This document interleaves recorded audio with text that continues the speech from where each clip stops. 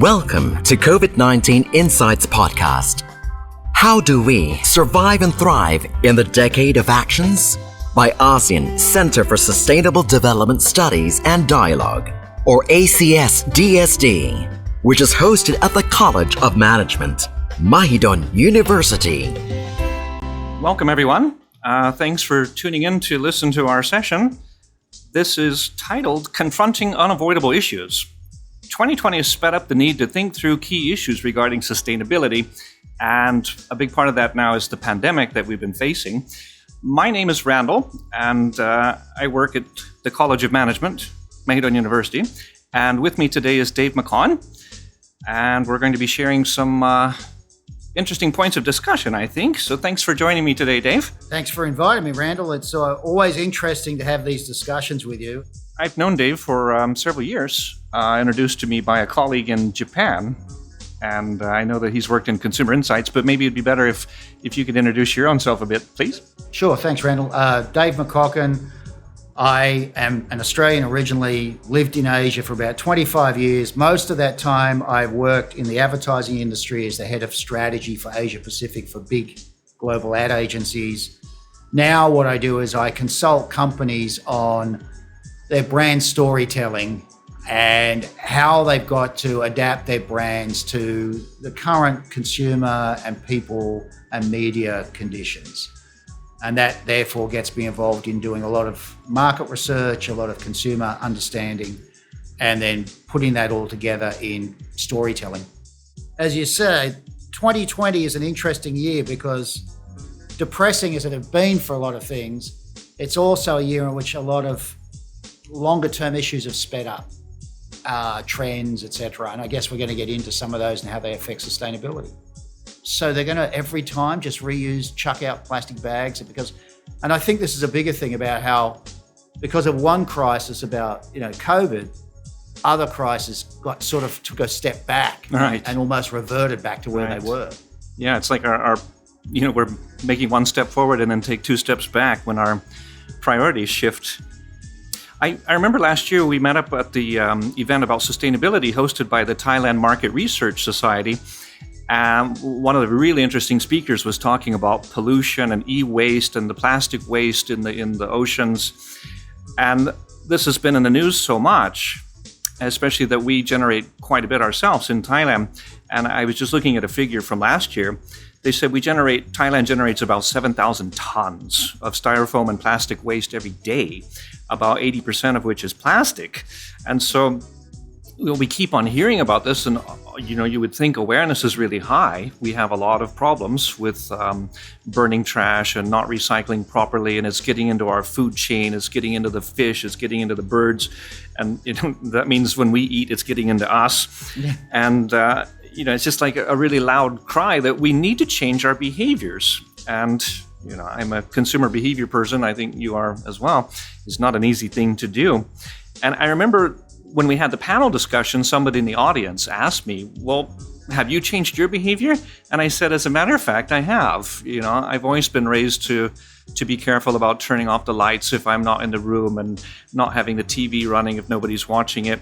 But I really stopped using the single-use plastic water bottles as much as I could, and I started to use cups that I could wash and refill.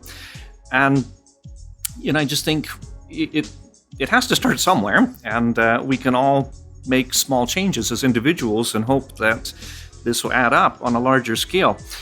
But basically, as luck would have it, we were asked if we could put together some commentaries and create some podcasts about sustainability in ASEAN.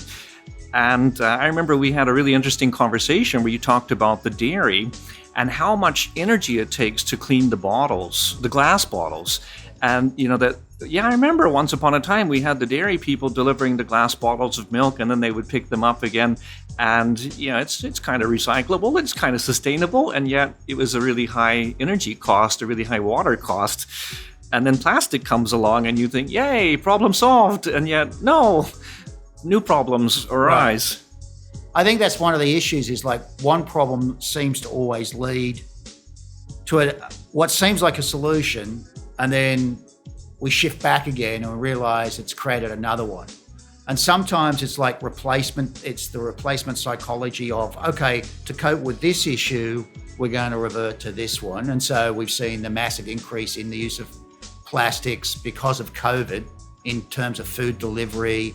I mean, I just noticed that last year, like you say, I tried to actively use, one of the actively things I did was I basically managed to go a whole year without using straws, not just plastic straws. I just gave up using straws of all types. I also refused to drink coffee out of cups with lids on it, right? Now that sounds great, except that as COVID comes into play and we start getting food delivered and things, whether I'd asked for it or not, there's always straws in the bag, right? So we end up at home with this massive collection of plastic straws that I don't want to use. Well, what happens? But then you see other things coming into play. So, and I'll give you a simple thing that happened. A few weeks into the shutdown that we saw in a whole bunch of countries around COVID, I was actually going to do a webinar with some people in Bangladesh. And one of the guests that I had on this webinar sent me a graphic that they'd found where somebody had illustrated the point that with all of the consciousness we have about washing our hands more properly, doing the 20-second wash, washing our hands more frequently, washing down, cleaning up, washing down, cleaning up, that actually if everybody in the country just followed the rules that people are asking about washing your hands properly, that it increases the water usage by about 15%. Jeez. Now, in a Bangladesh, for example, the graphic that the guy sent me was the point was Bangladesh already, unbelievably, you know, because it's a country that has lots of monsoons and all that sort of stuff and flooding, but it suffers from water shortage. And at the same time, then you're having this stay at home, but wash your hands more. And it suddenly turns out that that could involve up to 15% more water being used by every person in the country. So the water shortage becomes chronic. Now, that got me interested because the last couple of years I've been looking at some issues about water shortages. I mean, the realization came to me a year or so ago when Chennai in India, a city of about 10 million people, basically ran out of water. And to a Westerner, I guess, or to somebody that lives in, you know, somebody like Bangkok or Singapore, the concept of like running out of water, what does that mean? But literally we've seen Cape Town a few years ago, Chennai in India. But it turns out there are many, many cities around the world that are living on a knife's edge in terms of being able to supply clean drinking and washing water to their population, not because they don't have the mechanics, but simply because there's not enough water. And we've heard all this for, I think, probably decades, Randall, about, you know, we'll eventually have water wars and things like that. Well, the truth is this is all coming now to the fore. And I think what as happens when you have a chronic problem like COVID, it reverses and delays some other issues, but it also brings to life some issues. And so that one point got us thinking about the water footprints of the world and what does that really mean? And I think it's really a value that companies and organizations start to take on board, that their water usage is going to become more and more a significant factor in the way in which they have to think about their business practice, but also about marketing, because it will be picked up a lot more simply because it's in short supply. I think, this is really one of our points, is that we need to raise awareness because, as you said, decades ago, I was hearing stories that Australia said the increased population means there's more demand for food, and yet there are water shortages, which makes it more difficult to farm. And just last week in the news, they said Pattaya was, at a critical point of a water shortage. Yeah. And you're like saying, what? Yeah. We're on the rainy season. But it's counterintuitive sometimes. Just having water doesn't mean it's usable water. Right. It takes energy to produce water, and it takes water to produce energy. You raise a really good point. I think, when we hear about Southern California, has had a lot of water issues in recent decades. But we think of Southern California as a sort of dryish climate sort of thing. But we forget that tropical climate places, Thailand, Malaysia, Singapore, southern India, etc., are as prone to have chronic water problems. And that's what's coming to the fore now. It's not those, I mean, if you said Australia, because Australia, sort of historically we see as this giant dry continent, okay, we get that. Yes, Sydney has massive water problems. Perth has chronic water shortages problems. But it's even places here in the tropics that, yes, we have monsoons and wet seasons, but the truth is that there's just not enough water. It's just not there. So we have to rethink how we're doing things. It's really becoming a kind of holistic crusade. It's not about saying we need to recycle or we need to have a better waste management. For whatever reasons, we're facing global warming, and global warming affects the crops and it affects the glaciers, and these affect the water supply. And now this pandemic, as you just said, we're using more water to try to clean, and we're using more plastic to try to stay hygienic. I just read a publication that came out in the Journal of Nature, and they said that the UN created these Sustainable Development Goals, and they set these goals in 2015, largely to be achieved by 2025, 2030, and they said it's impossible. They're going to have to revise these goals because, basically things stopped. Right. And also we stepped backwards in some ways, like the plastic use. But, it's just, I think what you raised was, wow, water is just something we don't think about, and yet it's so incredibly important. We use it for everything, even looking for oil, drilling for oil and producing anything, an assembly line is spraying water all the time, and cleaning anything uses water. And of course, farming uses water, and creating plastic uses water. It's even the conflict sometimes that when you hear things like, last year I was doing a presentation for a global cosmetics company. And one of the things I discovered was that one of their, as far as I can tell, very good moisturizing skin creams, very high quality product, etc.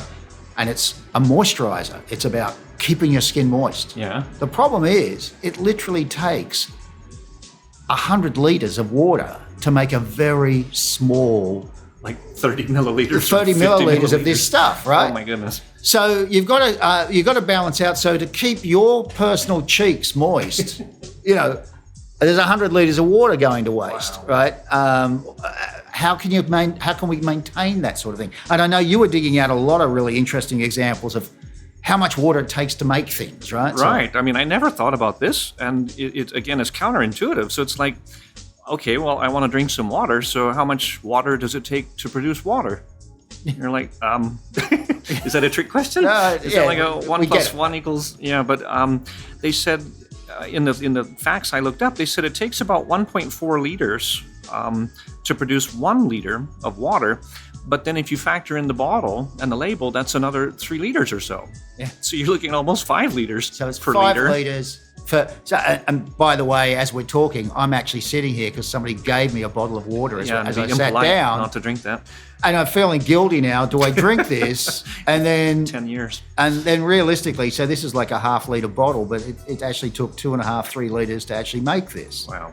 But you do the multiplier effect. You just think about that multiplied out on what you consume of these things every day, right? Right. And so what I ran across is, people talk about the carbon footprint, but now maybe we should be talking about the water footprint. Yeah, and we could look at the water footprint for manufacturing a product, which realistically should be holistic. So if you say, well, it only took 1.4 liters to make that, you say, but don't forget about the bottle. Yeah. You say, well, it takes about 1.5, somewhere in between liters to make 500 cc's of Coke.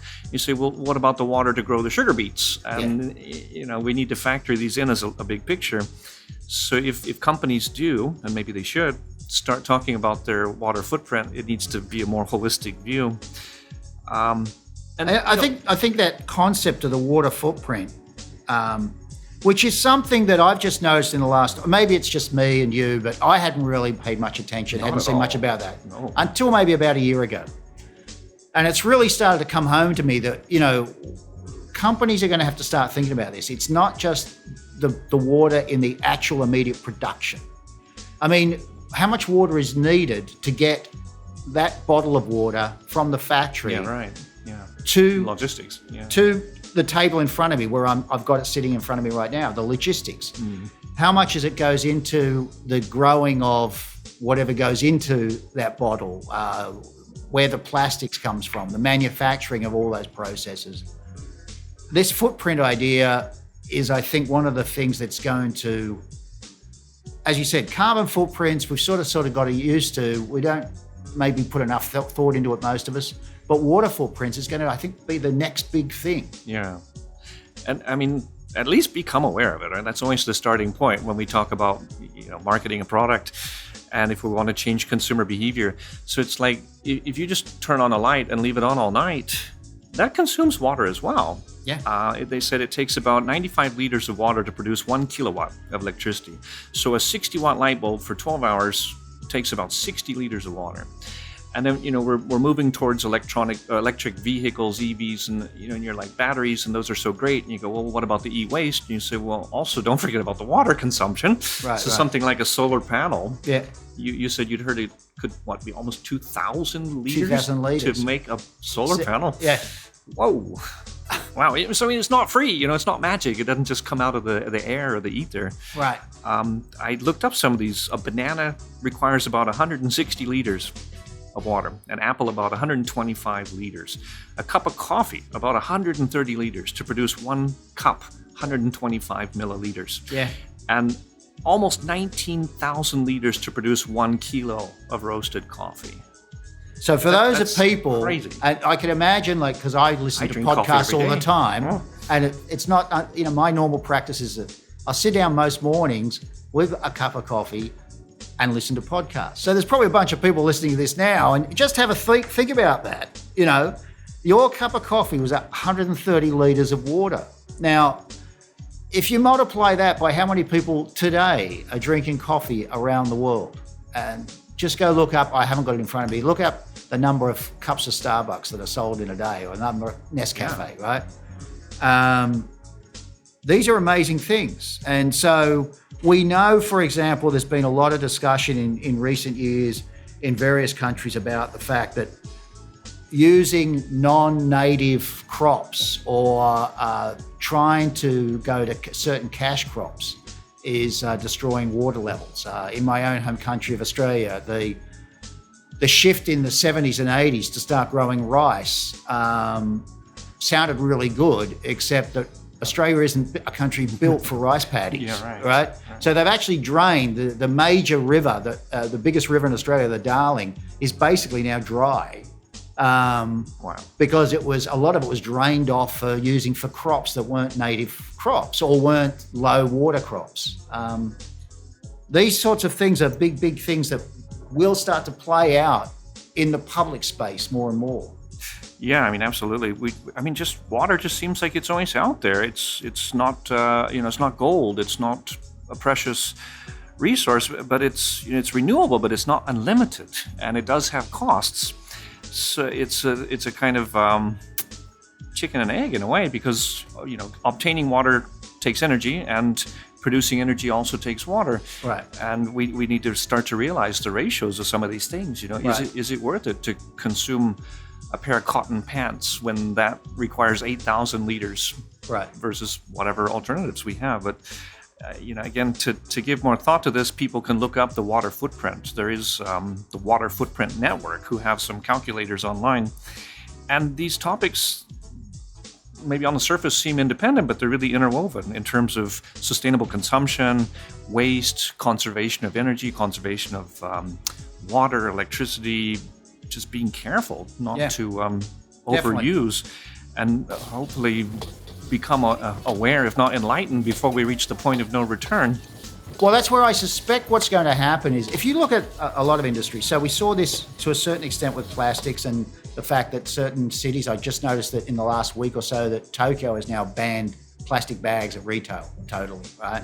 So a lot of big cities are starting to do that. And yes, the COVID thing may have reversed it for a little while, but there's an ongoing trend to sort of remove plastic bags. But then that creates a lot of other issues. But you see it within industries. The coffee industry over the last 10 years has moved a lot to sort of track and trace apps so that you can you can find out which hill of which farm in Nicaragua those coffee beans were grown and how much the farmer got paid, right, by fair trade policies, right? Not universal, not used by everybody. The way in which people measure and talk about this varies by company, etc. But there is a slowly building awareness. But, that was like what I call a peak interest category. Coffee was an easy one to focus on, an easy one to get publicity around. And it was sort of like, the developed world's guilty pleasure at the expense of poor people in underdeveloped countries, right? Yeah. But what's going to happen is, and I find it really interesting, the COVID situation has led to many, as I said right at the beginning, one of the things it's done is sped things up. And one of the things that's sped up is people downloading apps onto their phone to track things. Now, whether that was government implemented track and trace procedures like we've seen in Singapore, where it's compulsory or voluntary in other marketplaces, whether it's like the apps that all of us in Thailand have to have now because we have to have an app so that we can do a QR code to get entry to shopping malls, etc. Yeah. But what's happening now is people getting more and more used to downloading apps to track things.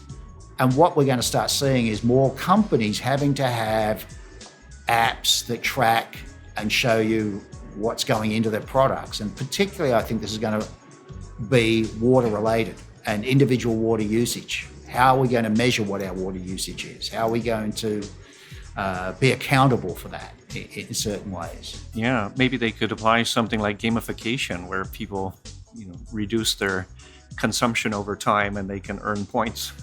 Yeah, it's sort of interesting. I mean, most of us that pay water rates, or pay for water in our houses or apartments are sort of aware of, summer we use more water than winter, or whatever. But it's not just that. It's the water we use outside that we have no real comprehension of how much water we actually use. And so I think what will happen is there'll be more and more aware. And it'll, of course, the great majority of the population, no offense to anybody, probably don't care. Right. Probably won't care for a long while. But there'll be more and more interest that will force more and more companies to provide more and more information.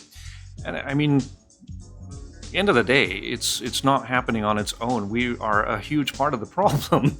And that's why we need to wake up and realize that every little bit helps. And so that's part of our effort here. Sure, we can say governments and we can say companies can do their part and they can make a bigger change, but we're all involved in this. We're all consumers. We're all using water. We're all using electricity. We're all consuming and generating waste. So every little bit helps, and we need to be mindful and teach our children and the next generations to be cautious, to be mindful, to think about sustainability. Certainly, we've joked about, well, we haven't joked. There has been a discussion for a long while about, the 21st century will be the century in which we get into water wars. Well, reality, I don't think it's such a joke. I don't think it's such a joke. And when you have chronic big cities like Chennai, and lots of others. I read a statistic that at any one time there are 30 plus cities in the world, of cities of 5 million or more people, that are in chronic water shortage. And that's only going to get worse. Yeah. And so eventually this is going to become major government issues and major policy issues. But for companies and sustainability enterprises or enterprises interested in it, it's something that should be at the front end of their thinking right now. So maybe in the not so distant future, we'll see some labeling with water footprints. I'm sure we will. I'm sure we're going to start seeing QR codes or some other thing on packaging that'll take you to the water footprint. Yeah. And so you can track where it's going and what's being used. And of course, not to overlook human rights and child labor and the chocolate farming and things like that. All of them. It's complex, man. It's really complex. Yeah. I have to admit, it gets a little bit depressing, but on the other hand, we're trying to make a difference, trying to work towards change. Well, that's all you can do, is hope that you can start making little steps towards change. This is where probably, as you said, with those UN goals, we've missed the boat on achieving them as we wanted to. You've just got to try and make them achievable it's like a stretch achievable, right? All But the at least a time. positive movement, not But a negative. keep on moving, and maybe keep on having these discussions, and keep on getting more, trying to raise awareness of different issues. So, Well, I hope that gives everyone some food for thought. It was certainly an interesting and new area for me, which David raised my awareness. I'd never thought about how much water it takes to produce things, and now I'm not an expert, but I certainly know enough More to have an aware, interesting conversation, and I'm certainly going to be more mindful of my consumption, which is the starting point. yeah, let's hope so. And so, I hope everybody that listens to this just has a little bit of think of that. But there are so many other areas, of course. Water's just one part of it, and we just got to keep on thinking about the whole mix of it and how they integrate. So, Yes, yeah. Well, thank you very much for your time today, Dave, and thank you everyone for listening. Thank you very much, Randall, for inviting me. All right. Hope it was useful for people. Okay. Be well. Thank you.